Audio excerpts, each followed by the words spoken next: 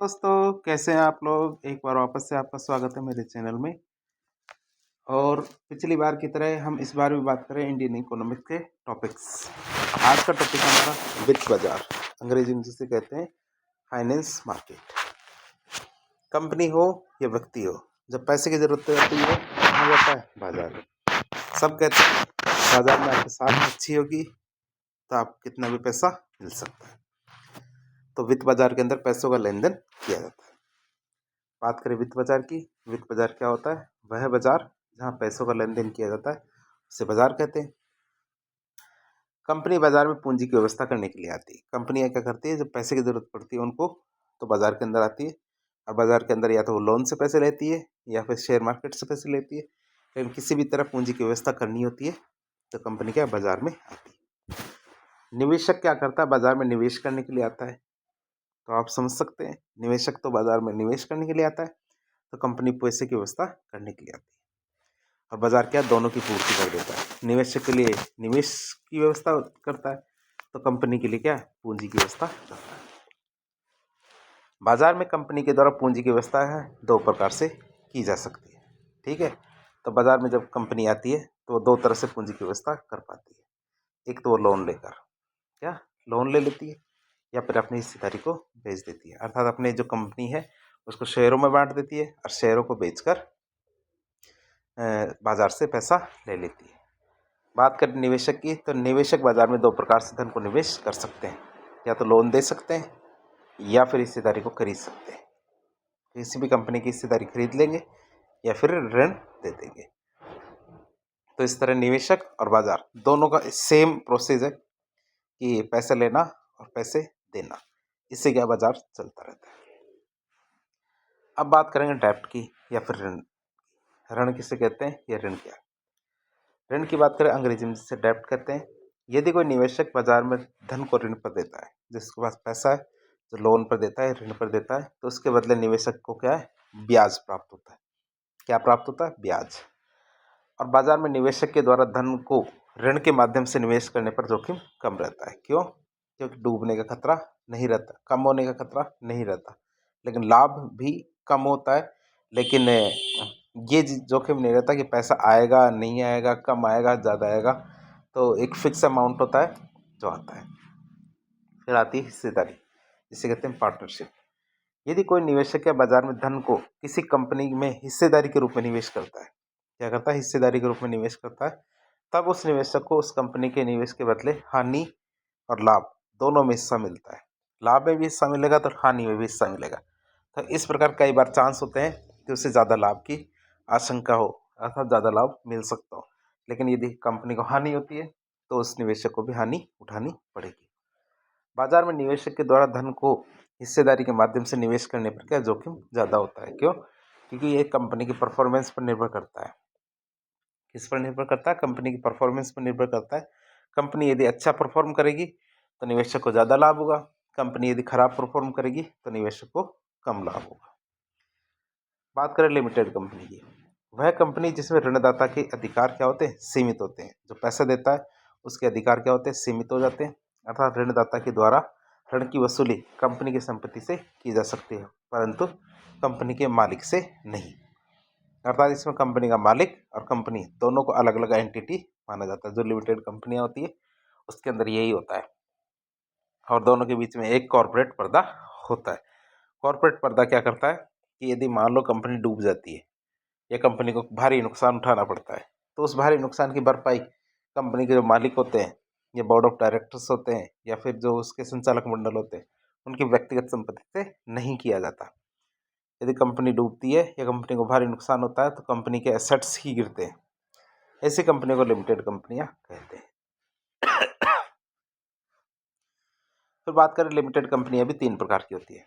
एक तो एक व्यक्ति कंपनी जिसे वन पर्सन कंपनी कहते हैं, दूसरा प्राइवेट लिमिटेड कंपनी, और तीसरा हमारा public limited company.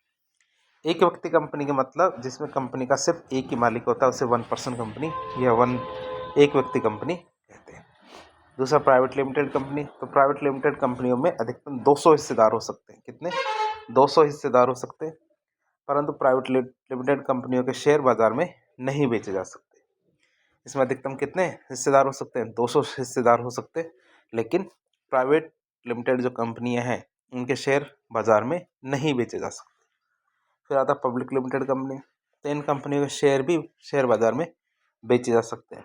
Public limited company के शेयर तो शेयर बाजार में बेचे जा सकते हैं। पब्लिक लिमिटेड कंपनी में कितने भी हिस्सेदार हो सकते हैं? तो आप देख सकते हैं कंपनी के 3 प्रकार हुए, 1%, प्राइवेट और पब्लिक। 1% की बात करें तो इसमें एक ही मालिक, प्राइवेट में अधिकतम 200 मालिक। लेकिन इनके जो शेयर है वो शेयर बाजार में नहीं बिकते। पब्लिक लिमिटेड कंपनी के शेयर शेयर बाजार में बिकते हैं और इसमें क्या कितने भी हिस्सेदार हो सकते हैं। आगे बात करते हैं सिक्योरिटी की। ये प्रतिभूति आपसे पूछा जाए परीक्षा में, सिक्योरिटी प्रतिभूति कैसे कहते हैं? कई बार अपन लोन लेने जाते हैं, अपन कहते हैं सिक्योरिटी में या प्रतिभूति के रूप में आप क्या जमा करेंगे। तो एक तरह से आपको पैसा किसके बदले दिया जा रहा है? जो आप प्रतिभूति दे रहे हैं। जैसे मेरे पास ज़मीन है, गाड़ी है, तो वो प्रतिभूति है, उसी का लेन देन किया जाता है। तो वैसे ही वित्त बाजार में भी जब पैसों का लेन देन किया जाता है तब प्रतिभूति को या तो खरीदा जाता है या बेचा जाता है।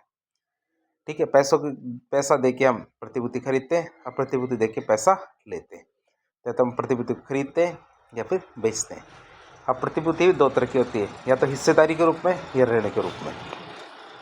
या तो हिस्सेदारी के रूप में, जैसे किसी कंपनी के हमारे पास शेयर है, अर्थात क्या है, शेयर है, तो हिस्सेदारी शेयर के माध्यम से बेची या खरीदी जा सकती है। जैसे मेरे पास टाटा के शेयर है या फिर अडानी के शेयर है या फिर अंबानी के शेयर है, तो उन शेयरों को मैं जब पैसा देता हूँ तो उन शेयरों को खरीद लेता हूँ। किसी दिन मुझे पैसे की ज़रूरत पड़ती है तो शेयर बेच देता हूँ और पैसा ले लेता हूँ। उसी प्रकार ऋण में, तो जैसे किसी कंपनी के या सरकार के अंदर, सरकार के द्वारा जब बॉन्ड जारी किए जाते हैं तो मैं पैसा दे देता हूँ और बॉन्ड खरीद लेता हूँ, और जब पैसे की ज़रूरत पड़ती है तो बॉन्ड दे देता हूँ और पैसा ले लेता हूँ। ऋण बॉन्ड के माध्यम से भी लिया और दिया जाता है। ये तो हमने देखा था कि सरकार को जब पैसे की ज़रूरत पड़ती है तो सरकार बॉन्ड जारी कर देती है और बॉन्ड के बदले सरकार पैसा ले लेती है, जिससे मार्केट की तरलता कम हो सके। अब बात करते हैं शेयर की। शेयर की बात करें तो शेयर 2 प्रकार के होते हैं, एक तो प्रेफरेंस शेयर और एक होता है इक्विटी शेयर। अर्थात एक तो अधिमांश शेयर होता है और दूसरा कौन सा होता है? Equity share. तो शेयर की बात करें, अधिमांश शेयर और इक्विटी शेयर। सबसे पहले शेयर की बात करें, शेयर क्या होता है? शेयर के तहत निवेशक के द्वारा कंपनी में हिस्सेदारी खरीदी जाती है। शेयर के तहत क्या होता है? निवेशक क्या करते हैं? कंपनी में अपनी हिस्सेदारी खरीदते हैं। यदि निवेशक के द्वारा कंपनी के शेयर खरीदे जाते हैं तब कंपनी को लाभ होता है, तो निवेशक को भी लाभ में हिस्सा मिलता है। और यदि कंपनी को घाटा होता है तो निवेशक को भी शेयर या फिर शेयरधारक को भी नुकसान उठाना पड़ेगा। शेयर में निवेश करने पर निवेशक को ज़्यादा जोखिम रहता है। क्यों? क्योंकि जरूरी नहीं कंपनी अच्छा परफॉर्म करे, और अच्छा परफॉर्म नहीं करेगी तो उसका निवेश में घाटा हो सकता है। बात करें शेयर की, तो शेयर 2 प्रकार के होते हैं। कौन कौन से? एक तो प्रेफरेंस शेयर होता है और एक होता है इक्विटी शेयर। कौन कौन से शेयर है? प्रेफरेंस शेयर या अधिमांश शेयर, और दूसरा होता है कौन सा? Equity share. प्रेफरेंस शेयर या अधिमांश शेयर किसे कहते हैं? अधिमांश शेयर धारकों के वितरण में वरीयता दी जाती है। ठीक है, तो आप समझेंगे अधिमांश शेयर धारक होते हैं, उनको लाभ जब वितरण किया जाता है तो सबसे पहले उनको ही वरीयता दी जाती है, जबकि इक्विटी शेयर धारकों को लाभ वितरण में वरीयता नहीं दी जाती है। ये तो आप समझ गए होंगे। जैसे कई बार कंपनी क्या होती है, जैसे एक कंपनी है और इसको 100 रुपये की ज़रूरत थी, तो इसको 2 तरह से 3 तरह से पैसा लिया इसने। जैसे 50 रुपये तो इसने बैंक से लोन ले लिया, 10 रुपये के इसने क्या किया है, एक प्रेफरेंस शेयर जारी कर दिए, और 40 रुपये के इसने इक्विटी शेयर जारी कर दिए। प्रेफरेंस शेयर का मतलब जैसे कोई बॉन्ड जारी कर देते हैं, एक फिक्स होता है, इसमें क्या एक फिक्स अमाउंट दिया जाता है कि जैसे कोई कंपनी कितना भी फ़ायदा उठा ले, कितना भी फ़ायदा हो जाए कंपनी को, लेकिन इनको 1% या 10% फ़ायदा मिलेगा। लेकिन जो 40% है उसका अनलिमिटेड फ़ायदा मिलेगा। कंपनी जितना भी कमाएगी, जैसे 100% भी कमाएगी तो इनका फ़ायदा 100% होगा। लेकिन इसका उल्टा भी होता है, यदि कंपनी 100% नुकसान उठाएगी तो इनको भी 100% नुकसान उठाना पड़ेगा। तो प्रेफरेंस शेयर एक तरह के बॉन्ड टाइप के होते हैं, जिसमें फिक्स कर दिया जाता है कि आपको इतना लाभ मिलेगा। अब यदि कंपनी घाटे में जाती है तब भी उतना लाभ दिया जाता है। तो प्रेफरेंस शेयर या अधिमांश शेयर में लाभ के वितरण में वरीयता दी जाती है, जबकि इक्विटी शेयर में लाभ के वितरण में वरीयता नहीं होती। यदि कंपनी ने लाभ कम कमाया तब भी अधिमांश शेयरधारकों को लाभांश वितरित किया जाएगा। अर्थात कंपनी को फायदा कम है तो भी क्या अधिमांश शेयर होते हैं, प्रेफरेंस शेयर वालों को लाभांश या डिविडेंड देंगे। इक्विटी शेयरधारक के पास निर्णय लेने की शक्ति होती है, जबकि अधिमांश शेयरधारकों के पास निर्णय लेने की कोई शक्ति नहीं होती। क्यों? क्योंकि इनका लाभांश फिक्स होता है। इक्विटी शेयरधारक ही कंपनी के वास्तविक मालिक होते हैं। क्यों? क्योंकि इनके पास कंपनी के शेयर होते हैं। शेयर का मतलब होता है हिस्सेदारी होती है। और जब बोर्ड ऑफ मीटिंग्स होती है तो बोर्ड ऑफ डायरेक्टर्स की मीटिंग में ये हिस्सा ले सकते हैं। फिर बात करें बॉन्ड की, तो बॉन्ड क्या है? एक ऋण प्रतिपूर्ति होती है। क्या होती है? ऋण प्रतिपूर्ति मतलब डेप्ट सिक्योरिटी होती है, अर्थात जिसको लेकर आप पैसे देते हो और जिसको देकर आप वापस पैसे ले सकते हो। अर्थात निवेशक के द्वारा अपना धन ऋण के माध्यम से भी दिया जा सकता है। अर्थात कंपनी को ऋण दिया जाता है जिसके बदले निवेशक को ब्याज प्राप्त होता है, चाहे कंपनी को लाभ हुआ हो या ना हुआ हो। यदि हानि होगी तब भी उसे ब्याज मिलेगा, और लाभ होगा तो ब्याज मिलेगा ही मिलेगा। निवेशक के द्वारा धन ऋण के माध्यम से निवेश करने पर जोखिम कम होता है। ये कह देता नहीं होता, कह होता नहीं है, कम होता है। इससे क्या होता है? जोखिम कम होता है। फिर निवेशक के द्वारा ऋण सरकार को भी दिया जा सकता है और निजी क्षेत्र को भी दिया जा सकता है। निवेशक क्या है? सरकारी क्षेत्र में भी लोन दे सकते हैं और निजी क्षेत्र में भी लोन दे सकते हैं। निवेशक के द्वारा ऋण अल्पकाल के लिए भी दिया जा सकता है और दीर्घकाल के लिए भी दिया जा सकता है। तो आप इससे देख सकते हैं निवेशक के द्वारा क्या ऋण अल्पकाल के लिए भी दिया जा सकता है, दीर्घकाल के लिए भी दिया जा सकता है। अल्पकाल का मतलब ऋण की अवधि कितनी होती है? नॉर्मली 1 वर्ष या 1 वर्ष से कम। दीर्घकाल में क्या होता है? 1 वर्ष से अधिक अवधि होती है। तो इस तरह देख सकते हैं लोन दो तरह से दिया जा सकता है, 1 साल से कम, 1 साल से ज़्यादा। अब जब बॉन्ड जारी किए जाते हैं तो बॉन्ड 2 तरह के होते हैं, एक तो सरकारी क्षेत्र के बॉन्ड और एक प्राइवेट क्षेत्र के बॉन्ड, अर्थात गवर्नमेंट सेक्टर के बॉन्ड और प्राइवेट सेक्टर के बॉन्ड। तो गवर्नमेंट सेक्टर के बॉन्डों की बात करें तो ये भी 2 तरह के होते हैं, अर्थात वही अल्पकालिक होते हैं और कुछ क्या होते हैं? दीर्घकालिक होते हैं। अल्पकालिक और दीर्घकालिक की बात करें तो सरकार के अल्पकालिक बॉन्ड कौन कौन से होते हैं? तो सरकार के द्वारा जारी किए गए अल्पकालिक बॉन्डों को ट्रेजरी बिल कहते हैं। क्या बोलते हैं? ट्रेजरी बिल कहते हैं जो अल्पकालिक बॉन्ड होते हैं। और ट्रेजरी बिल क्या होते हैं? 4 प्रकार के होते हैं। अर्थात सरकार जब अल्पकालिक बॉन्ड जारी करती है तो वो ट्रेजरी बिल के रूप में जारी करती है। और ट्रेजरी बिल कितने प्रकार के होते हैं? 4 प्रकार। एक तो ट्रेजरी बिल 14 दिन का होता है, एक ट्रेजरी बिल 91 दिन का, एक ट्रेजरी बिल 182 डेज का, और चौथा 364 अर्थात 365 से 1 दिन कम।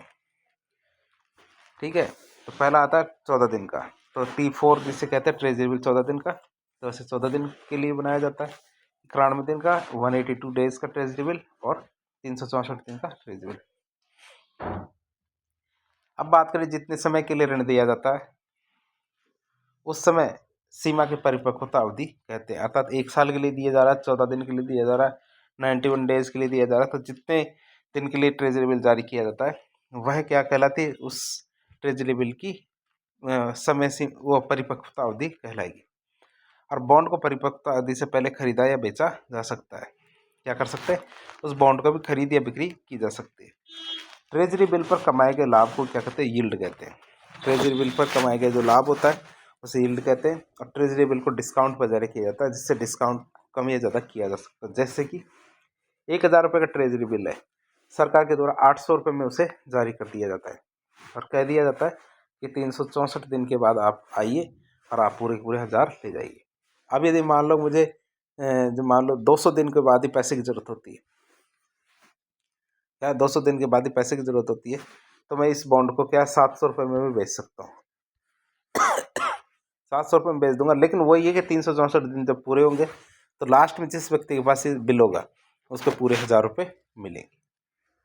तो इसकी खरीद और बिक्री की जा सकती है। फिर बात करें डिस्काउंट रेट पर जारी किया जाता है, अर्थात इस पर ब्याज नहीं मिलता है। इसको क्या पहले से तय कर दिया जाता है कि यह बॉन्ड 1000 रुपये का है, तो पहले इसे कम पैसे में वो दिया जाता है, जिसमें डिस्काउंट को कम या ज़्यादा कर सकते हैं। ट्रेजरी बिल क्या केंद्र सरकार के द्वारा ही जारी किया जा सकता है, राज्य सरकार ट्रेजरी बिल जारी नहीं कर सकती, ये आप याद रखेंगे। फिर आता है सरकार के जो दीर्घकालिक बॉन्ड होते हैं उनके बारे में बात करें। इसके बारे में दीर्घकालिक जो बॉन्ड होते हैं उनके बारे में बात करें तो सरकार के द्वारा जारी किए जाने वाले दीर्घकालिक बॉन्डों को गवर्नमेंट सिक्योरिटी या जीसैक कहते हैं। क्या कहते हैं? जीसैक कहते हैं जो जारी किए जाने वाले दीर्घकालिक बॉन्ड होते हैं। सरकार के द्वारा जारी किए जाने गए दीर्घकालिक बॉन्ड को गिल्ट एंड सिक्योरिटीज़ भी कहा जाता है। क्या कहते हैं? गिल्ट एज सिक्योरिटी भी कहते हैं। क्यों? क्योंकि सरकार के दीर्घकालिक बॉन्ड सबसे अधिक विश्वसनीय होते हैं। सरकार के जो दीर्घकालिक बॉन्ड होते हैं ना वो सबसे ज़्यादा विश्वसनीय होते हैं। क्यों? क्योंकि सरकार कभी डूबती नहीं है तो आपके बॉन्ड भी कभी डूबेंगे नहीं। इसलिए दीर्घकालिक बॉन्डों में सबसे ज़्यादा निवेश किया जाता है। फिर आता है जंक बॉन्ड। जंक बॉन्ड किसे कहते हैं? वो बॉन्ड जिसकी विश्वसनीयता सबसे कम होती है, अर्थात जिनके डूबने के चांस ज़्यादा रहते हैं, तो लाभ कमाने की संभावना भी जिनकी ज़्यादा रहती है, उन्हें क्या कहते हैं? जंक बॉन्ड कहते हैं। अब जिसकी विश्वसनीयता कम होगी तो उसकी है, लेकिन विश्वसनीयता का निर्धारण कैसे किया जाएगा? अब कई एजेंसियां होती है जो कंपनियों की और देशों की विश्वसनीयता के बारे में बताती है। अब विश्वसनीयता का निर्धारण करने के लिए बहुत सारी क्रेडिट रेटिंग एजेंसियां बनी हुई है, जिनके द्वारा क्रेडिट रेटिंग जारी की जाती है। जैसे कि हमारी स्टैंडर्ड एंड पुअर है, क्रेडिट रेटिंग एजेंसी है, ये कंपनियों की भी क्रेडिट रेटिंग जारी करती है, तो साथ ही साथ क्या, देशों की क्रेडिट रेटिंग भी जारी करती है। मूडीज है, फिच है। तो आप कभी कभी याद रखना, कभी कभी परीक्षा में पूछा जा सकता है क्रेडिट रेटिंग एजेंसी के बारे में, ये कौन कौन सी है? तो स्टैंडर्ड एंड पुअर है, एक हमारे मूडीज है, एक हमारे फिच है। फिर बात करेंगे किसकी? निजी क्षेत्र के बॉन्डों की। निजी क्षेत्र के बॉन्ड भी दो तरह के होते हैं, एक अल्पकालिक होते हैं और एक दीर्घकालिक होते हैं। अब बात करें निजी क्षेत्र के अल्पकालिक बॉन्डों की। निजी क्षेत्र के जो अल्पकालिक बॉन्ड होते हैं वो भी तीन प्रकार के होते हैं। एक तो हमारे कमर्शियल पेपर, जिसको वाणिज्यिक पत्र भी कहते हैं। वाणिज्यिक पत्र क्या होता है? वाणिज्यिक पत्र बॉन्ड क्या होता है? सामान्यतः नई कंपनी के द्वारा जारी किए जाते हैं। जो नई नई कंपनियां खुलती है वो क्या करती है? वाणिज्यिक पत्र बॉन्ड जारी करती है। नई कंपनी के द्वारा वाणिज्यिक पत्र बॉन्ड जारी करने का मुख्य उद्देश्य क्या होता है? कि कंपनी के जो शुरुआती खर्चे होते हैं उनको पूरा करना, जैसे हमारे फर्नीचर का खर्चा, ज़मीन का खर्चा, परिचालन का खर्चा, कई बार ट्रक गाड़ी का खर्चा। तो इस प्रकार के जो नए नए खर्चे होते हैं, शुरुआती खर्चे, उनको पूरा करने के लिए नई कंपनी क्या वाणिज्यिक पत्र बॉन्ड जारी करती है। वाणिज्यिक पत्र बॉन्ड को क्या बोलते हैं? ब्रिज लोन भी कहते हैं, अर्थात शुरुआती लोन होते हैं ये, जिसमें कंपनी क्या परिचालन के लिए खर्च करने के लिए पैसा जुटाती है। दूसरे होते हैं हमारे जमा प्रमाण पत्र, अर्थात सर्टिफिकेट ऑफ डिपॉजिट। जो कॉर्पोरेट सेक्टर से क्या है, ये कॉर्पोरेट से क्या बैंक के द्वारा अल्पकालिक ऋण लिया जाता है, जिसके बदले क्या जमा प्रमाण पत्र जारी किया जाता है। कॉर्पोरेट से क्या है बैंक के द्वारा अल्पकालिक ऋण लिया जाता है। बैंक क्या करती है? बैंक से कॉर्पोरेट पैसा लेगी, जिसके बदले क्या जमा प्रमाण पत्र जारी कर देगी।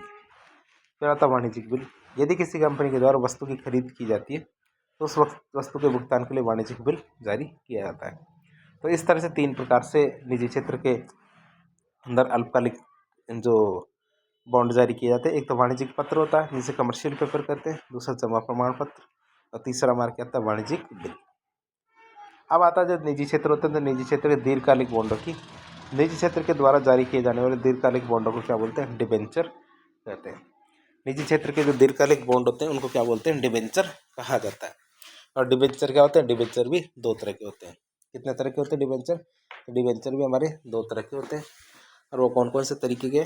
एक तो कन्वर्टेबल डिबेंचर होता है और एक नॉन कन्वर्टेबल डिबेंचर होता है। तो जो कन्वर्टेबल होते हैं उन्हें तो परिवर्तनीय, और जो नॉन कन्वर्टेबल अर्थात अपरिवर्तनीय डिबेंचर। कन्वर्टेबल डिबेंचर किसे कहेंगे? परिवर्तनीय डिबेंचर वो बॉन्ड होते हैं जिनको एक निश्चित समय के बाद शेयर में परिवर्तित किया जा सकता है। किसे कहते हैं? कि जिसको एक लिमिट या एक टाइम के बाद में क्या है? शेयर में बदला जा सकता है। भारत में परिवर्तित डिबेंचर को सबसे ज़्यादा लागू किसने किया था? ये हमारे धीरू भाई अंबानी है, इनके द्वारा सबसे पहले इसको चालू किया गया था। इसको परिवर्तनीय जो डिबेंचर है उसको सबसे पहले हमारे जो मुकेश अंबानी के पिताजी है धीरू भाई अंबानी, उसके द्वारा शुरू किया गया था। दूसरा नॉन कन्वर्टेबल डिबेंचर, मतलब अपरिवर्तनीय डिबेंचर की बात करें तो जब बॉन्ड या डिबेंचर को शेयर में परिवर्तित नहीं किया जा सकता तो उस बॉन्ड या डिबेंचर को अपरिवर्तनीय डिबेंचर कहते हैं। ये तो आप थोड़ा सा समझ ही होंगे, थोड़ा सा और समझा देता हूँ क्या कहना चाहते हैं। कि जैसे 1,000 रुपये का बॉन्ड लिया आपने, कितने का? 900 रुपये में। एक साल बाद कहा कि आप एक आइए 1,000 रुपये लेके जाइए।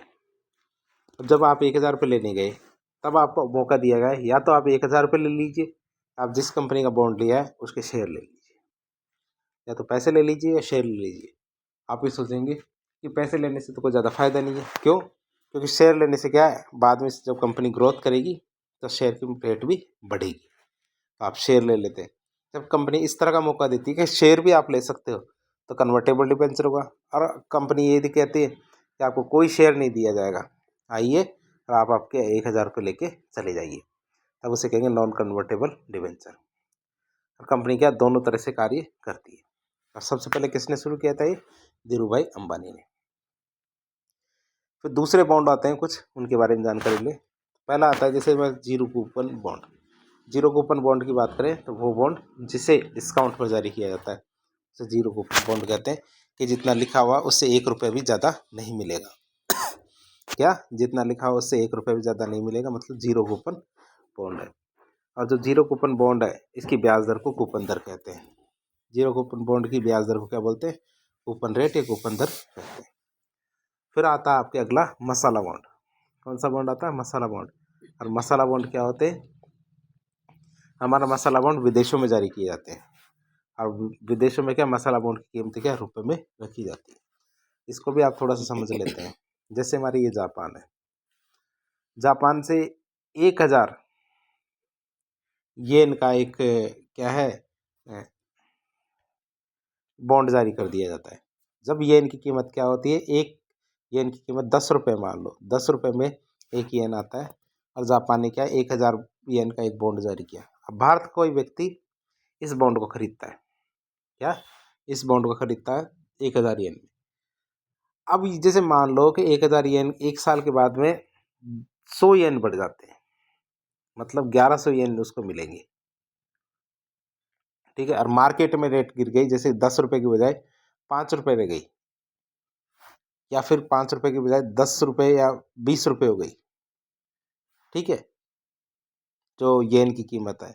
तो इस प्रकार आप देखते होंगे कि जैसे मार्केट के अंदर यदि रुपए की कीमत गिरती है, रुपए की कीमत उठ जाती है, तो इन दोनों ही मामलों में जो निवेशक होते हैं उसको हानि की संभावना रहती है। किसकी वजह से?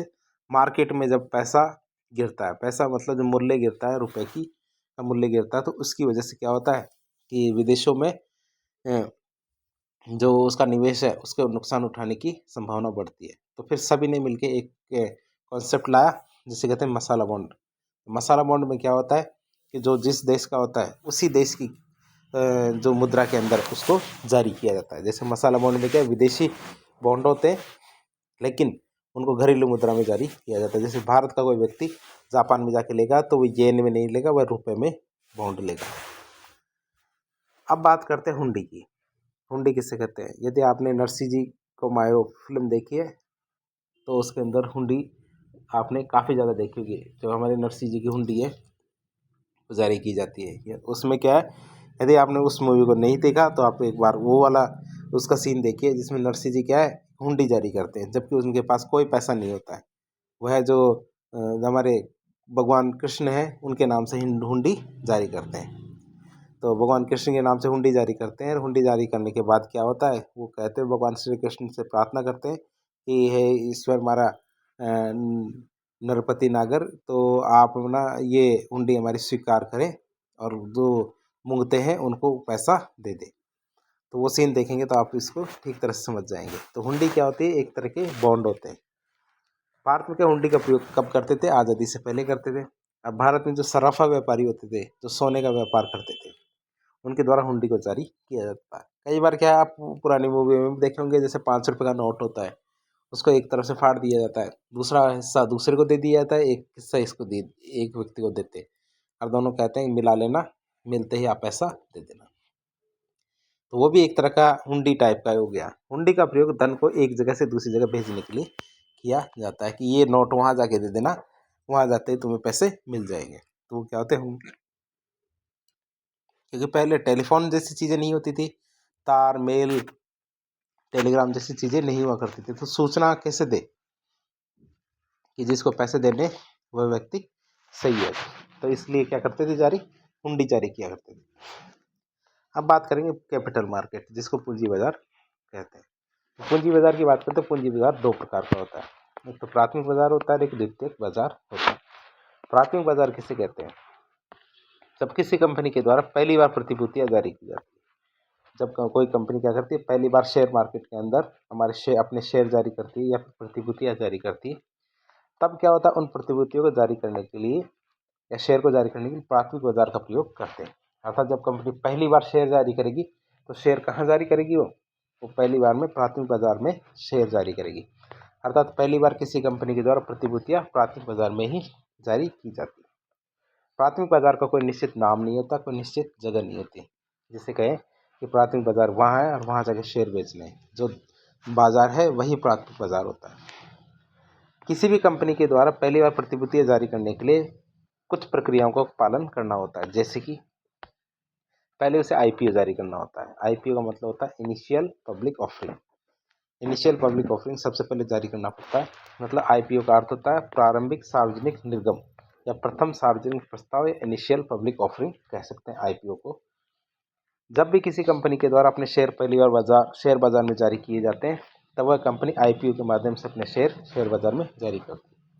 आप याद रखेंगे कि जब भी किसी कंपनी के द्वारा पहली बार शेयर बाजार में शेयर जारी किए जाते हैं, तब क्या होता है, वह कंपनी आईपीओ के माध्यम से ही शेयर बाजार में शेयर जारी करती है। और किसी भी कंपनी के द्वारा अपना आईपीओ लाने के लिए उसे सेबी की अनुमति लेने की आवश्यकता पड़ती है। कि सेबी की परमिशन लेने के बाद ही वह आईपीओ जारी कर सकती है। तो बिना सेबी की परमिशन से वह कुछ भी नहीं कर सकती, क्योंकि सेबी की परमिशन ना ले आईपीओ जारी कर दे, पैसे मिल जाए उसको और लेके भाग जाए, ऐसा नहीं होने देना है। फिर क्या होता है हमारा फॉलो ऑन पब्लिक ऑफरिंग, अर्थात जिसे एफपीओ कहते हैं। आईपीओ जारी करने के कुछ समय बाद यदि कोई कंपनी अपने कुछ अतिरिक्त शेयर बाजार में उतारती है, जैसे कई बार क्या अडानी है, अंबानी है, तो ये बड़ी बड़ी कंपनियां क्या होती है, समय समय पर अपने नए नए शेयर जारी करती रहती है।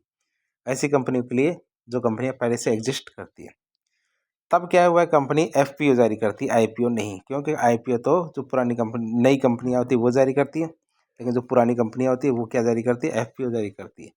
और एफपीओ जारी करके वो क्या अतिरिक्त शेयर बाजार में उतार देती है। फिर आता राइट इशू। क्या था, राइट इशू। तो राइट इशू की बात करें हम, तो राइट इशू किसे कहते हैं, राइट इशू सामान्यतः पुरानी कंपनी के द्वारा जारी किया जाता है। राइट इशू क्या होता है, पुरानी कंपनी के द्वारा जारी किया जाता है। आईपीओ और एफपीओ के बाद भी यदि कोई कंपनी अपने कुछ अतिरिक्त शेयर बाजार में जारी करना चाहती है, तब वो राइट इशू के माध्यम से अपने कुछ अतिरिक्त शेयर बाजार में उतार देती है। राइट इशू के माध्यम से जारी किए गए शेयर केवल उन्हीं शेयरधारकों को दिए जाते हैं जिनको पास पहले से कंपनी के शेयर होते हैं। अर्थात यदि मान लो मेरे पास विकास लाइफ केयर के शेयर पहले से हैं, तो मैं नए शेयर जो राइट इशू के शेयर जारी किए जाते तो वो मुझे ही मिलेंगे। अर्थात सीधी बात है कि किसी व्यक्ति के पास यदि किसी कंपनी के शेयर पहले से और राइट इशू जारी किए जाते हैं, तो जिसके पास पहले से शेयर है उसी को राइट इशू जारी किए जाएंगे और किसी को नहीं। तो आप इसे याद रखेंगे। फिर आता शेयर कैपिटल के प्रकार। शेयर कैपिटल के प्रकार के देखें, एक होता है हमारा अधिकृत पूंजी जिसको ऑथराइज्ड कैपिटल कहते हैं। वो पूंजी जिसके शेयर कंपनी को जारी करने की अनुमति दी जाती है। अर्थात जैसे मान लो कि नई नई कंपनियां हैं, नई नई कंपनियों को शेयर जारी करने की अनुमति दे दी जाती है, तो कितने रुपए की जारी करने की परमिशन दी जाती है, उसे हम क्या कहते हैं, अधिकृत पूंजी। अधिकृत पूंजी कहेंगे उसे, ऑथराइज्ड कैपिटल कहेंगे। जैसे कंपनी को 100 करोड़ की अनुमति दी जाती है कि आप 100 करोड़ का शेयर जारी कर सकते हो, तो इसे हम क्या कहते हैं, ऑथराइज्ड कैपिटल या अधिकृत पूंजी। फिर कहते हैं जारी पूंजी। तो अधिकृत पूंजी जैसे मान लो 100 करोड़ रुपए, और उसमें से वह कितनी जारी करता है, 80 करोड़ जारी करता है, तो जितनी जारी करेगा उसे जारी पूंजी कहेंगे। तो वह पूंजी जितने के शेयर कंपनी के द्वारा जारी किए जाते हैं उसे जारी पूंजी या इशूड कैपिटल कहते हैं। जैसे 100 करोड़ की तो उनमें ऑथराइज्ड कैपिटल थी, तो उसमें से 80 करोड़ रुपए के शेयर जारी करते हैं, तो 80 करोड़ रुपए का जो जारी पूंजी कहलाएगी। फिर आता अभिदत्त पूंजी। क्या आता है, अभिदत्त पूंजी या सब्सक्राइब्ड कैपिटल। तो वो पूंजी जितने के लिए जनता के द्वारा आवेदन किया जाता है उन्हें अभिदत्त पूंजी या सब्सक्राइब कैपिटल कहते हैं। जैसे 80 करोड़ के आपने शेयर जारी करने की बात कही, अब उसमें से लोगों ने 50 करोड़ ही खरीदे, 50 करोड़ के ही शेयर खरीदे, तो वो क्या कहलाएगा, 50 करोड़ रुपए, सब्सक्राइब्ड कैपिटल। अर्थात वह पूंजी जितने के लिए सामान्य जनता के द्वारा आवेदन किया गया है वो क्या कहलाता है, हमारा सब्सक्राइब्ड कैपिटल कहलाता है। फिर आता है हमारा पेड अप कैपिटल। क्या आता है, पेड अप कैपिटल मतलब प्रदत्त पूंजी। तो वो पूंजी जिसका अंतिम रूप से भुगतान कंपनी को किया जाता है उसे क्या कहते हैं, पेड अप कैपिटल कहते हैं। कि आखिर में जब चेक किया जाता है तो कंपनी को, ठीक है, वह हमारी क्या कहलाती है, पेड अप कैपिटल कहलाती है। फिर क्या आगे एक अंडर राइटिंग भी आता है। अंडर राइटिंग का मतलब क्या, तो हामीदारी।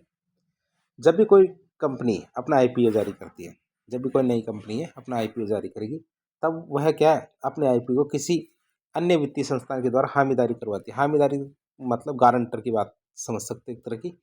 जैसे कोई नई कंपनी है, वह अपने आईपीओ जारी करेगी, तो लोग क्यों खरीदे उसका आईपीओ? अगर वो कंपनी फ्रॉड निकली, नहीं काम की, नुकसान कर गई, तो कई बार क्या होता है कि कोई उसकी कंपनी के आईपीओ खरीदता ही नहीं है। अरे देखो इसके आईपीओ खरीदेगा नहीं तो कैसे फ़ायदा होगा? तो फिर क्या होता है, दूसरी कंपनी क्या करती है, उसके आईपीओ की गारंटी ले लेती है। क्या करती है, उसके आईपीओ की गारंटी ले लेती है, हामीदारी करवा देती है। ठीक है, तो हामीदारी करते ही क्या है, उसकी साख बढ़ जाती है और उसके आईपीओ बिकने शुरू हो जाते हैं। तो जब भी कोई कंपनी आईपीओ जारी करती है, तब वह अपने आईपीओ को किसी अन्य वित्तीय संस्थान के द्वारा हामीदारी करवाती है। और हामीदारी के तहत वह वित्तीय संस्थान निवेशकों को आश्वासन देता है, गारंटी देता है क्या, कि कंपनी का प्रोजेक्ट अच्छा है, बिजनेस मॉडल भी अच्छा है, कंपनी अच्छा काम करेगी, कंपनी कमाएगी और उसके सारे शेयर बिक जाएंगे। और यदि सारे शेयर नहीं बिकेंगे तो बचे हुए शेयर क्या करेगी, वो जो गारंटी देने वाली कंपनी खुद खरीदेगी। इस चीज़ का आश्वासन देता है। और हामीदारी को अधिगोपन भी कहते हैं। हामीदारी क्या कहलाती है, अधिगोपन भी कहलाती है। फिर आता है बुक बिल्डिंग। बुक बिल्डिंग की बात करें, किसी कंपनी के द्वारा आईपीओ जारी करने से पहले उस कंपनी की कीमत निर्धारित करने के लिए बाजार में एक सर्वे कराते हैं। बाजार में सर्वे कराते हैं कि जो कंपनी है जिसका आईपीओ जारी किया जा रहा है, तो उस कंपनी की वैल्यू कितनी है। उस सर्वेक्षण को उसके बुक बिल्डिंग कहते हैं। बुक बिल्डिंग के तहत आईपीओ का प्राइस बैंड उपलब्ध कराया जाता है, अर्थात कि इससे नीचे का शेयर तो नहीं है, यह ज़्यादा भी नहीं ना, तो इतने रुपए का शेयर तो ये है ही। यदि आप शेयर मार्केट कभी देखा हो आपने, तो प्रत्येक शेयर की एक बुक बिल्डिंग होती है। तो बुक बिल्डिंग जैसे मान लो अडानी का 1,000 रुपये का शेयर है, तो उसके अंदर बुक बिल्डिंग उसकी 40 या 50 रुपये होगी कि 1,000 का शेयर कितना भी गिर जाए, लेकिन ये 30 या 40 या 50 रुपये से नीचे नहीं गिरेगा। फिर अंडर राइटर के द्वारा बुक बिल्डिंग की प्रक्रिया को पूरा कराया जाता है। अंडर राइटर क्या करता है, बुक बिल्डिंग की प्रक्रिया को पूरा कराता है।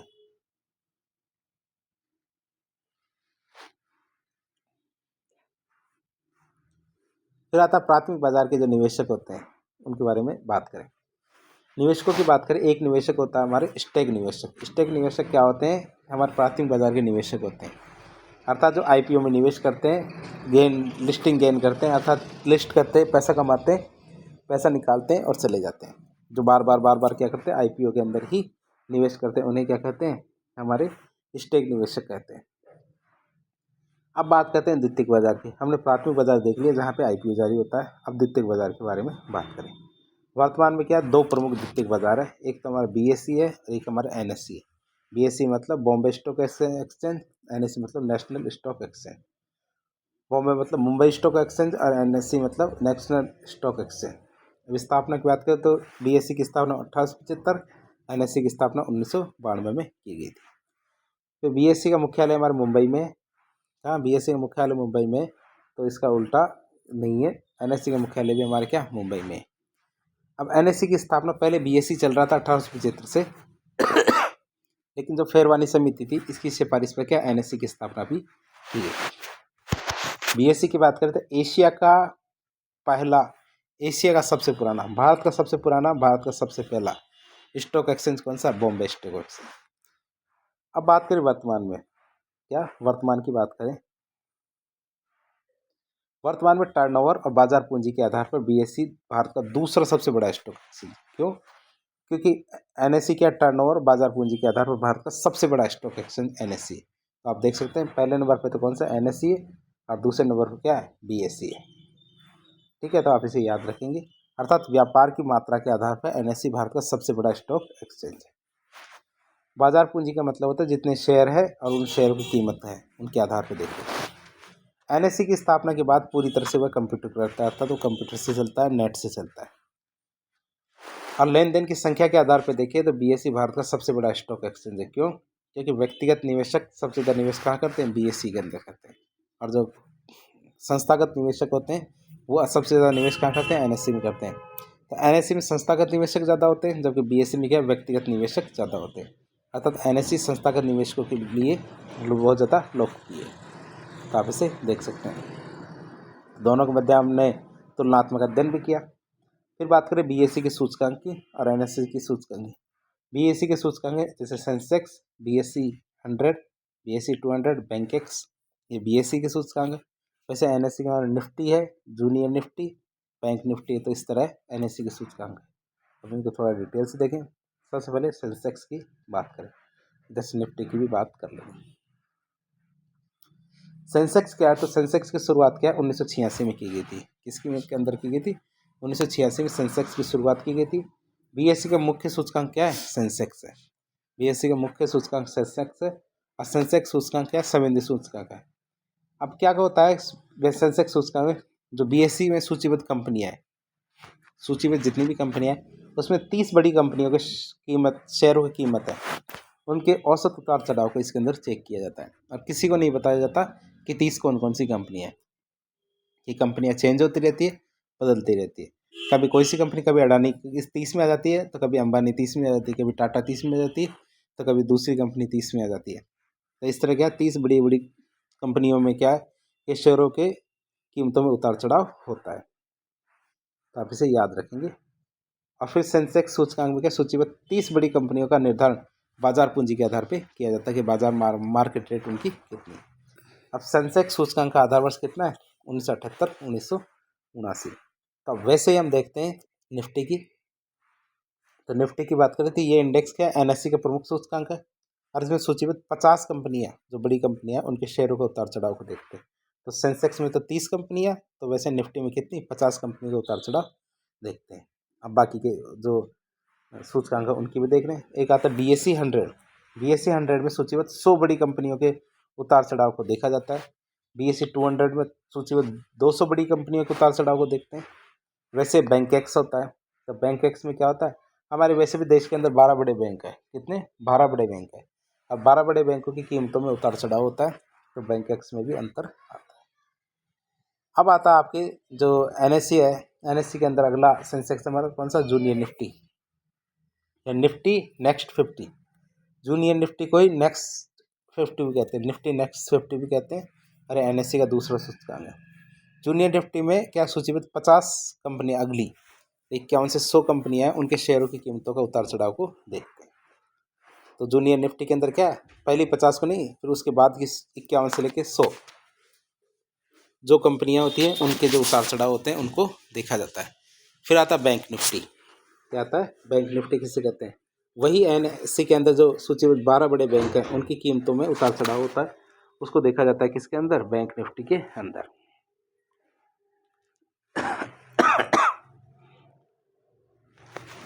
अब आगे देखें इसकी, भारत में अन्य द्वितीयक बाजारों की बात करें, कौन कौन सी सेकेंडरी मार्केट, द्वितीयक बाजार है मार्केट में चल रहे हैं। भारत में क्षेत्रीय स्टॉक एक्सचेंज भी, जैसे Kolkata stock exchange, Jaipur stock exchange, लेकिन वर्तमान में दोनों काम नहीं कर रहे हैं। कर तो रहे हैं, लेकिन इतना कोई खास काम नहीं कर रहे हैं दोनों के दोनों। फिर बात करते हैं अगला आता है हमारे इंटरनेशनल में आता है New York stock exchange. New York stock exchange की बात करें तो ये दुनिया का सबसे बड़ा स्टॉक एक्सचेंज है, और इसका मुख्य सूचकांक क्या है? Dow Jones. तो इसका मुख्य सूचकांक क्या है? हमारे डाउ जोन्स है। और जो न्यूयॉर्क स्टॉक एक्सचेंज है, इसके पास क्या है? नेशनल स्टॉक एक्सचेंज के 20% शेयर है। इसी वजह से क्या है, इनका बहुत फर्क पड़ता है हमारे देश की जो शेयर मार्केट है उस पर। कि न्यूयॉर्क स्टॉक एक्सचेंज है, इसके पास नेशनल स्टॉक एक्सचेंज के 20% शेयर है। फिर बात है नेस्डैक की बात करें। नेस्डैक का पूरा नाम क्या है? National association of securities dealers automated quotation. Nasdaq का मतलब कि पूरा नाम क्या होता है? National association of securities dealers automated quotations. जो नेस्डैक स्टॉक एक्सचेंज न्यूयॉर्क में स्थित एक स्टॉक एक्सचेंज है, न्यूयॉर्क का ही। और ये क्या है? IT कंपनियां होती है ना, इनके लिए बनाया गया है, अर्थात इसके अंदर IT कंपनियों को सूचीबद्ध किया जाता है। इन्फोसिस भारत की पहली कंपनी है, IT कंपनी है, जिसको इसके अंदर सूचीबद्ध किया गया है। तो हमारी कौन सी कंपनी है? इन्फोसिस। इन्फोसिस पहली कंपनी बनी है जिसको इसके अंदर सूचीबद्ध किया गया। फिर आता है एम्स्टर्डम जो स्टॉक एक्सचेंज है, उसके बारे में। हमारा एम्स्टर्डम स्टॉक एक्सचेंज है, इसकी स्थापना 1602 में की गई थी, और ये दुनिया का सबसे पहला स्टॉक एक्सचेंज है, या विश्व का सबसे पुराना स्टॉक एक्सचेंज भी यही है। और ये कहाँ खोला गया था? नीदरलैंड में। कहाँ खोला गया था इसको? नीदरलैंड में इसको खोला गया था। अब बात करते हैं द्वितीय बाजार के निवेशकों की। तो शेयर बाजार में दो प्रकार के निवेशक होते हैं। शेयर बाजार में क्या होता है, दो तरह के निवेशक होते हैं। एक तो वास्तविक निवेशक होते हैं जो पैसा लगाते हैं और रुकते हैं, जो क्या पैसा लगाते हैं और रुकते हैं। कई क्या सट्टेबाज होते हैं जो पैसा लगाते हैं, बढ़ता है तो पैसे लगाते हैं, बढ़ता है तो पैसा निकाल लेते हैं। जो वास्तविक निवेशक होते हैं, ये वास्तविक निवेशकों के द्वारा लंबे समय के लिए निवेश किया जाता है। वास्तविक निवेशक कंपनी में लाभांश प्राप्त करते हैं। जबकि सट्टेबाज क्या है, शेयरों की कीमत में उतार चढ़ाव से धन कमाना चाहते हैं। जो सट्टेबाज निवेशक तो होते हैं दो प्रकार के होते हैं, तेजड़िए और मंदड़िए। जो तेजड़िए होते हैं वो शेयर निवेशक क्या करते हैं, बाजार को ऊपर की तरफ ले जाने की कोशिश करते हैं, और मंदड़िए निवेशक शेयर बाजार को नीचे की तरफ ले जाने की कोशिश करते हैं। अर्थात शेयर बाजार को शेयर बाजार के घाटे से क्या वो लाभ कमाना चाहते हैं।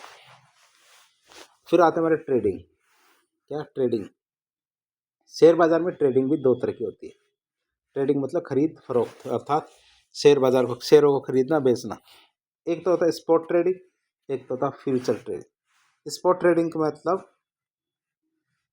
इसमें क्या होता है, जिस समय सौदा किया जाता है उस समय सौदे को पूरा भी कर दिया जाता है। स्पॉट ट्रेडिंग में T+2 डेज का नियम काम करता है, अर्थात पैसा दो दिन में आपके शेयर आपके खाते में। फ्यूचर ट्रेडिंग का भविष्य के सौदे किए जाते हैं। फ्यूचर ट्रेडिंग में सौदे को एक निश्चित कीमत और निश्चित समय पर पूरा किया जाता है। और फ्यूचर ट्रेडिंग में ट्रेडिंग करने के लिए फ्यूचर एंड ऑप्शन का विकल्प दिया जाता है कि आप पैसा दो और भविष्य के लिए आप सुरक्षित हो जाओ। फिर आता है future and option. Future and option की बात करें तो जो व्यक्ति फ्यूचर एंड ऑप्शन का विकल्प लेता है तो इसके तहत खरीदार को एक विकल्प दिया जाता है कि वह अपने सौदे को रद्द भी कर सकता है, परंतु सौदे को रद्द करने पर सौदे के लिए दी गई टोकन राशि को वापस नहीं दिया जाएगा। ठीक है, तो फ्यूचर एंड ऑप्शन में भविष्य के लिए पहले से तय कर दिया जाता है कि जो आपने पैसा दिया है तो उसके बदले में आपको इतना पैसा मिलेगा, लेकिन बीच में आपको पैसे की ज़रूरत पड़ती है तो आप पैसे वापस ले सकते हो, लेकिन जो टोकन राशि है वह वापस नहीं मिलेगी। फिर आते हैं शॉर्ट सेलिंग। शॉर्ट सेलिंग किसे कहते हैं, शॉर्ट सेलिंग करने वाले व्यक्ति के पास शुरू में तो कोई शेयर नहीं होते। क्या शुरू में उसके पास कोई शेयर नहीं होते। शॉर्ट सेलिंग करने वाले व्यक्ति क्या करता है, ब्रोकर के पास जाता है, उससे क्या करता है, शेयर उधार लेता है। उधार लिए गए शेयर को शेयर बाजार में बेच देता है, जिससे शेयर बाजार गिरने लगता है। जब वो गिर जाता है तो वह शेयरों को पुनः खरीद लेता है और ब्रोकर से उधार लिए गए जो शेयर थे उसको वापस लौटा देता है। कि जैसे मान लो कि एक व्यक्ति ने क्या 1 लाख शेयर लिए, ठीक है, 1 लाख शेयर लिए और उनको क्या मार्केट में जाके बेच देता है। जैसे वो बेचता है मार्केट गिर जाता है। जैसे 1 लाख शेयर उसने 100 रुपये के हिसाब से लिए, अब वो मार्केट गिर के वो शेयर है ना, जो जैसे 100 रुपये के हिसाब से शेयर थे तो अब क्या है वो 50 रुपये का शेयर रह जाता है। तो 50 रुपये का शेयर वापस वो खरीद लेता है और खरीद के वापस क्या 1 लाख शेयर उस ब्रोकर को दे देगा। अब बीच के जो 50,000 शेयर है वो खुद रख लेगा। तो इससे हम क्या कहते हैं, शॉर्ट सेलिंग कहते हैं। तो आप इसे समझ गए। फिर आता आर्बिट्रेज। क्या आर्बिट्रेज की बात करें तो आर्बिट्रेज क्या एक प्रक्रिया होती है जिसके तहत एक ही कंपनी के शेयर अलग अलग शेयर बाजार में खरीदे और बेचे जाते हैं। जिस शेयर बाजार में कीमतें कम है उस शेयर बाजार में शेयर खरीद लिए जाते हैं, और जिस शेयर बाजार में कीमतें ज़्यादा है उस शेयर बाजार में शेयर बेच दिया जाता है। इसी प्रकार क्या कहते हैं, आर्बिट्रेज कहते हैं। अर्थात एक ही शेयर को अलग अलग शेयर बाजार में खरीदा और बेचा जाता है। तो आप इसे देख सकते हैं। फिर आता है आपके म्यूचुअल फंड किसे कहते हैं। म्यूचुअल फंड की बात करें,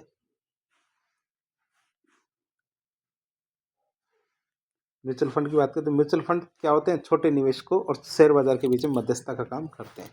जो छोटे निवेशक होते हैं और शेयर बाजार है, इन दोनों के बीच में मध्यस्थता का कार्य कौन करता है, म्यूचुअल फंड। म्यूचुअल फंड बाजार के जो विशेषज्ञ हैं उनके द्वारा चलाए जाते हैं। म्यूचुअल फंड कौन चलाता है, हमारे शेयर बाजार के जो विशेषज्ञ होते हैं इनके द्वारा म्यूचुअल फंड चलाया जाता है। और म्यूचुअल फंड में निवेशकों के द्वारा निवेश किए गए धन विशेषज्ञ अपने विशेषज्ञ के आधार पर शेयर बाजार में निवेश करते हैं। कैसे करते हैं, शेयर बाजार में निवेश करेंगे विशेषज्ञता के आधार पर, और लाभ कमा के क्या करते हैं, निवेशक को दे देते हैं। म्यूचुअल फंड में विशेषज्ञों के द्वारा निवेशकों को लाभ कमाने के बदले क्या है, निवेशक से वो फीस वसूलते हैं। म्यूचुअल फंड में निवेशक को क्या यूनिट्स दी जाती है, जो निवेश करता है उनको क्या दी जाती है, यूनिट्स दी जाती है। फिर म्यूचुअल फंड के द्वारा शॉर्ट सेलिंग और आर्बिट्रेज जैसी चीज़ें नहीं की जाती। यूनिट ट्रस्ट ऑफ इंडिया की बात करें यूआईटी, तो भारत का पहला म्यूचुअल फंड कौन सा है, यूनिट ट्रस्ट ऑफ इंडिया था। यूनिट ट्रस्ट ऑफ इंडिया की स्थापना 1964 में हुई थी और एक क्या सार्वजनिक क्षेत्र की कंपनी थी।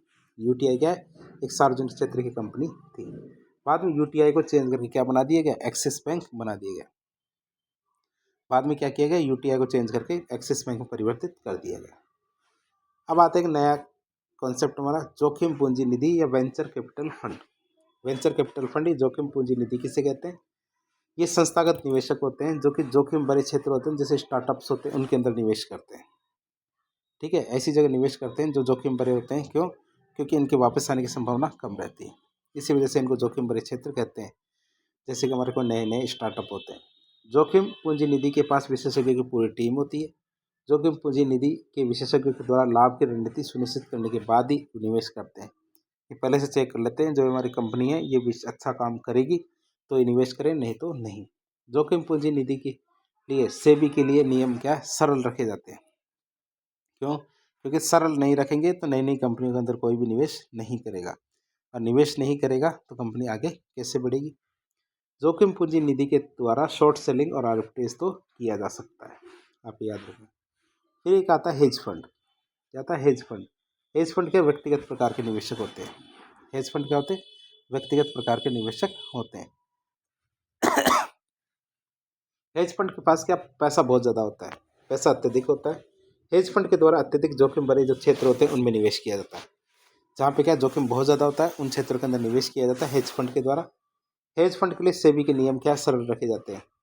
जैसे कि हेज फंड के द्वारा शॉर्ट सेलिंग और आर्बिट्रेज कर सकते हैं, पर लेकिन म्यूचुअल फंड ऐसा नहीं कर सकता। लेकिन क्या म्यूचुअल फंड ऐसे कार्य नहीं कर सकता। फिर एंजल निवेशक की बात करें। एंजल इन्वेस्टर, एंजल निवेशक किसी व्यक्ति के विचार या प्रतिभा का विश्वास करके निवेश करते हैं।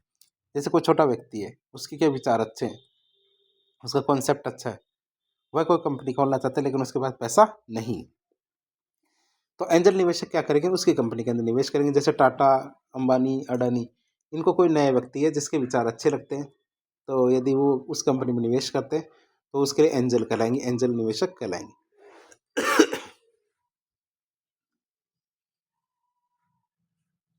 तो एंजल निवेशक के द्वारा व्यक्ति की पृष्ठभूमि, वित्तीय स्थिति को अधिक महत्वता नहीं दी जाती है। जैसे स्टीव जॉब्स के लिए माइकल मार्कुलार के द्वारा पैसा निवेश किया गया था। उसके बाद स्टीव जॉब्स बहुत बड़े बिजनेसमैन बन के उभरे थे। भारत में रतन टाटा ने नारायण मूर्ति के द्वारा जो एंजल निवेश किया गया था, तो भारत के अंदर भी ऐसा होता है। फिर आता हमारे पी नोट्स या पार्टिसिपेटरी नोट्स। पी नोट्स क्या होता है, विदेशी संस्थागत निवेशकों के द्वारा जारी किया जाता है। किसके द्वारा? जो हमारे विदेशी संस्थागत निवेशक है इनके द्वारा पी नोट्स जारी किए जाते हैं। यदि कोई विदेशी निवेशक भारतीय शेयर बाजार में निवेश करना चाहता है तो पी नोट्स को खरीद सकता है। वह सीधे जारी शेयर बाजार के अंदर पैसा नहीं लगाता है, वह क्या पहले पी नोट्स खरीदता है।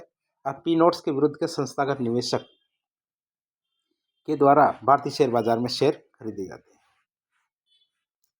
पी नोट्स का मूल्य शेयर से जुड़ा हुआ होता है। पी नोट्स का मूल्य क्या होता है, शेयर से जुड़ा हुआ होता है। कुछ समय पहले पी नोट्स चर्चा का बहुत विषय था, क्योंकि ऐसा माना जाता था तो आपराधिक और काला धन होता है, पी नोट्स के माध्यम से भारतीय शेयर बाजार में निवेश किया जा रहा है। इसके बाद सेबी के द्वारा पी नोट्स के जो नियम थे उनको कठोर कर दिया गया, अर्थात पी नोट्स से संबंधित जो नियम थे वो सरल नहीं रहे, तो क्या हो गए, कठोर बन गए।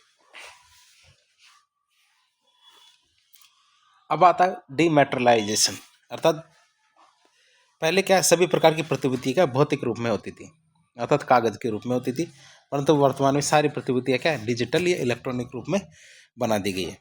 और प्रतिभूतियों को इलेक्ट्रॉनिक या डिजिटल रूप में करने की प्रक्रिया को डीमैटेरियलाइजेशन भी कहते हैं। फिर आता है डीमेट अकाउंट। डीमेट अकाउंट किससे कहते हैं कि शेयर बाजार में लेन देन करने के लिए सबसे पहले आपके पास क्या होना चाहिए, डीमेट अकाउंट, अर्थात डीमेट अकाउंट आपको खुलवाना पड़ेगा और उसी से आप क्या करते हो, शेयर बाजार के अंदर लेन देन करते हो। डीमेट अकाउंट क्या डिपॉजिटरी संस्था में खुलवाया जाता है। कहाँ का खुलवाया जाता है, डिपॉजिटरी संस्थाओं में खुलवाया जाता है। अब भारत में दो डिपॉजिटरी संस्था है, जैसे हमारा एक तो NSDL है और एक CDSL है।